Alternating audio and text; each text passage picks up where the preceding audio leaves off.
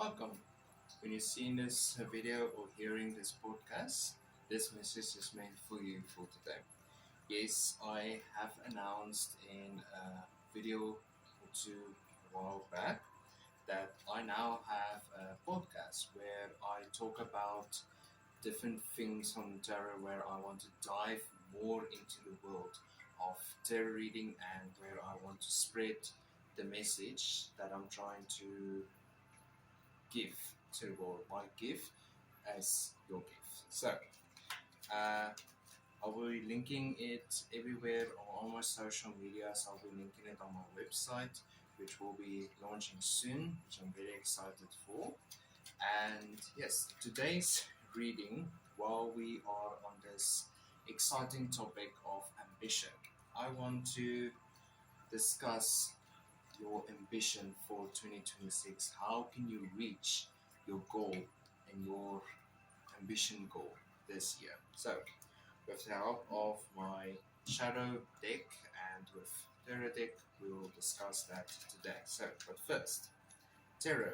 What does tarot have to say about your ambition?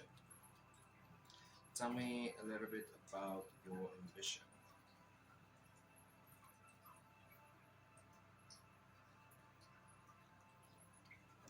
Okay, ambition for 2026.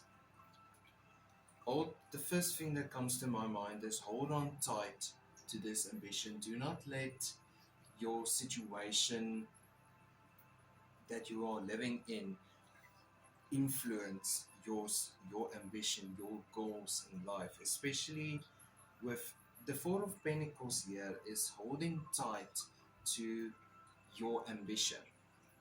The Seven of Wands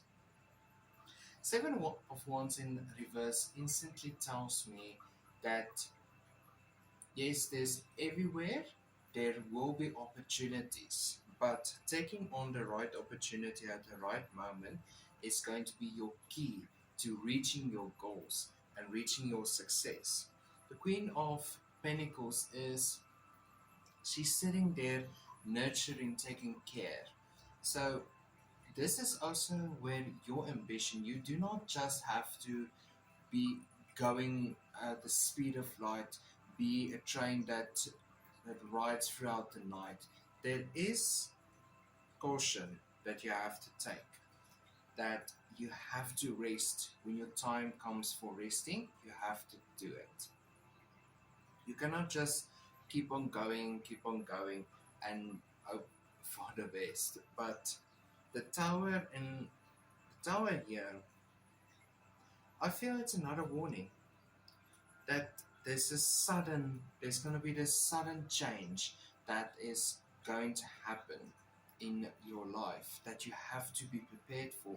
Once your ambition takes off, it's there, it's flying. It's going to be like a plane that is flying. And where this plane is going to land is where your ambition is going to lead you. So you definitely have a strong will.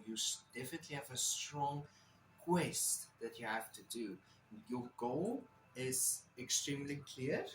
It's it's obvious what your goal is and your ambition is. So go for it. Do it. Be the best version of yourself, and do not let other people influence it. Okay, so now we're talking about an airplane taking off. So this is leading up. These four cards here is leading up to that airplane. But the journey is the most exciting part. So let's see what your tarot cards have to say about the journey. Understanding your journey. Tell me more about this journey. First card that comes out, the Strength in Reverse. Again, it's important to take time for yourself. It's important to take time to rest and to just collect yourself, ground yourself. You cannot just keep on fighting and keep on moving. There has to be moments where you have to sit down and just relax and collect yourself again. It's important to collect yourself even in when you are going to find obstacles in your path. And once you get to those obstacles, it's important to sit and think of all of these obstacles and have a creative idea. You will form creative ideas to overcome these obstacles. The Four of Cups in reverse, like I said, you will find creative ideas to overcome this obstacle. You're not just going to sit there and start sulking because there's an obstacle in your road, there's a rock, there's tiny little pebble in your shoe. You're going to remove this tiny little pebble out of your shoe and you're just going to keep on walking until you start flying. But this journey is going to be also life lessons, a lot of life lessons that you will be learning from this journey forward. The Wheel of Fortune in reverse. It's not always clear on what you want or what you're gonna get. It's not always clear on what you're gonna get. You have this idea in your mind, but it's only small in comparison to the bigger picture and what is actually going to happen. It's you might be thinking you're thinking too big, but sometimes it's in your mind it's small. But when it becomes your reality, that is where the most magic is going to happen. The King of Cups in reverse again. There's a warning that comes out. This card is sitting at the bottom of the Tower and a Queen of Pentacles. If you do not sit and collect yourself and ask yourself, what do you need? What do you want? Right? This is also important. Start journaling. Write down, not every single day, but a couple of times. When you really want to know, ask yourself why. My strongest belief in this world and my lifetime now is you will never know unless you ask why. So you have to have those moments where you sit down and just write down your emotions and your feelings. The King of Cups in reverse is warning, write down your emotions and write down your feelings. When you overcome this obstacle of the small pebble in your shoe, write about it. It's going to be a fun thing to look back on once you reach your goal when you start flying. There we go. There's the magic that I'm talking about, the magician. You will be the magician, being able to create from anything and everything around you. The magician has every single tool right in front of them. They are not wondering what to do. They have so many different options of what they can do. So you really have to pick the one that is going to create the most spark in your life. I want to do a little bit of shadow reading as well for you. It feels like there is something in your shadow. We all have a shadow that we call, some are big, some are small.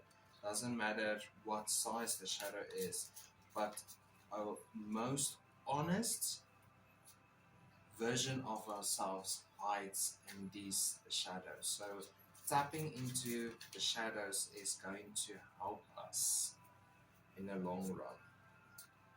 Okay, so there's a couple of things that your shadow wants you to tell, wants to show. It's a show and tell kind of situation. There's a couple of things. Good, good.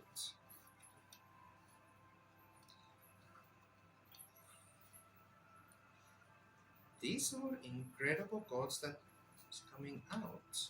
First of all, the moon. The moon here symbolizes the journey that you are going on, this mystery, this mystique behind this path of that you are taking to learning, from walking to flying to soaring over everything. Do not fear death. Death is also here, but death comes with this promise that you will be going through a challenging part of your life, but at the end it will be so worth it. You just have to hold on. The Nine of Wands in the reverse is, do not stress that much. Honestly, stressing causes the journey to become longer, if I can say it like that. It will feel longer and you will enjoy it less. Once you go into it with an open mind and an open heart, you will enjoy, not only will you enjoy your journey, but the journey towards your destination will be worth its while. Just as in reverse, at the end, you'll choose the right things, the right time. Everything will fall into place. That's why I'm saying to you, do not stress that much. Do not sit and contemplate every single choice that you are making. It's write it down. Write down your emotions, write down your feelings. That is the most important thing here. And the King of Cups, again, the King of Cups, but the shadow. In the shadow of cards, the King of Cups is in the upright position. So, like I said, write down. You're going to write down. You're going to write, start writing, and it's going to feel like you cannot stop. You just keep on. There's a lot of things that you want to say, and everything that you write down is just as worth it as your journey. The Two of Cups in reverse. Mm. Again, it's on the side of the warning. It's on the warning side of your journey. For every path, there is a good section and there's a bad section. You will come across both of them. So, again, tap into that section of yours that feels kind of misunderstood, or that feels that it's not really there yet. It's a hit and miss type of situation that is going on. And then a Chariot in reverse. Sometimes things are out of your control. Sometimes not everything is going to go according to a plan or the grand scheme of effects. And that's okay. Honestly, I feel when I'm doing this reading, I feel a build up of emotion and feelings, and then as soon as I say it's going to be okay, I feel instant relief. So that is going to be your motto. It's okay. It's going to be okay. So my advice for when you're journaling is starting with, as soon as you remove the small pebble from your shoe, start with it's going to be okay, because it's going to be okay because I decided today is a resting day for me. I've put in this and this and this amount of work. Today is a resting day for me where I can just sit back and relax. It's going to be okay because today I've reached a new milestone in my journey. So at the end, we have to take the time to relax. We have to take the time to be honest with ourselves and to really think that at the end, everything has to be worth it. You have to have a story. You have to have memories, good ones and bad ones. You have to have this flower. I saw a flower blooming. That's you. You are this flower that is going to open up, and it's going to have a ball effect. It's going to have this hamster running in a wheel. But I hope you enjoyed this reading. If you have any questions, feel free to ask them in the comment section below. And as always, have a wonderful and a blessed day, and I hope to see you all soon.